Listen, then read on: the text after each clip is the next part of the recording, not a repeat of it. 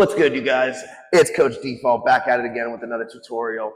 All right, so today we're going to go over headstands. Headstands, head spins. What are they? What do they do? Headstands. It's the freeze that we're going to be practicing. You need to get the balance for it to work for you. I like to break this thing down into 5 different levels. Level 1, we're going to start at the R freeze.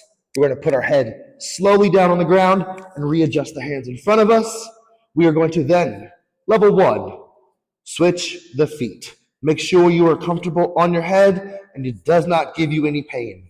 Level 2, we're going to bring the knee to the elbow and switch. And switch.